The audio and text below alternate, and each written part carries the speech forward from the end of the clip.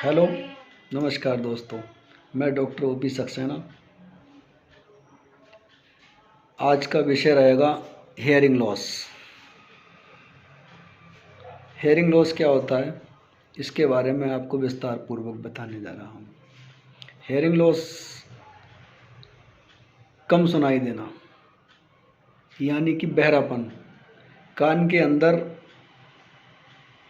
कम सुनाई देता है, बहरापन हो जाता है, जिसके कारण से बहुत सारी समस्याएं तो आती ही हैं पेशेंट को और उसको सुनाई देना बंद हो जाता है। उसके बारे में बता रहा हूँ। हेयरिंग लॉस 3 प्रकार का होता है। एक तो कंडक्टिव हेयरिंग लॉस कहलाता है, दूसरा hearing loss sensory hearing loss कहलाता है और तीसरा मिक्स्ड टाइप का हेयरिंग लॉस होता है। इन तीनों प्रकार के हेयरिंग लॉस और बहरेपन का ट्रीटमेंट मेरे पास आयुर्वेदिक और एलोपैथिक दोनों प्रकार की दवाओं से हम ट्रीटमेंट करते हैं और मरीजों को ठीक करते हैं, उनको फ़ायदा होता है। जो कंडक्टिव हेयरिंग लॉस होता है वो आउटर ईयर, कान के बाहरी हिस्से से लेकर और मिडिल ईयर तक जो कान का पर्दा और तीनों प्रकार की हड्डियां, मैलियस, स्टेपीज और इनकस, वहाँ तक को कवर करने वाला। वहाँ इस बीच में अगर कोई भी समस्या होती है, चाहे वो नस से संबंधित हो या एयर से संबंधित हो, अगर एयर से संबंधित होगी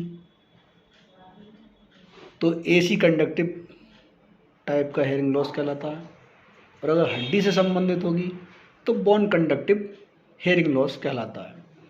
उसके बाद में मिडिल ईयर के, कान के पर्दे के पीछे से लेकर के कोक्लिया तक का जो भाग होता है वो मिडिल ईयर में आता है। उसके बाद में फिर सेंसरी हेयरिंग लॉस। ये हेयरिंग लॉस होता है जब मिडिल ईयर में या फिर उससे आंतरिक भाग में कोई भी समस्या आती है, चाहे वो नस से संबंधित आए या हड्डी से संबंधित आए या मांसपेशी से संबंधित आए, तो वो सेंसरी हेयरिंग लॉस कहलाता है। और अगर दोनों में ये समस्या आती है, यानी कि कोक्लिया के पीछे का भाग, ऑडिटरी नर्व का हिस्सा या फिर बाहर का हिस्सा, इन दोनों में मिलाकर के अगर कोई समस्या होती है तो वो मिक्स टाइप का हेयरिंग लॉस कहलाता है।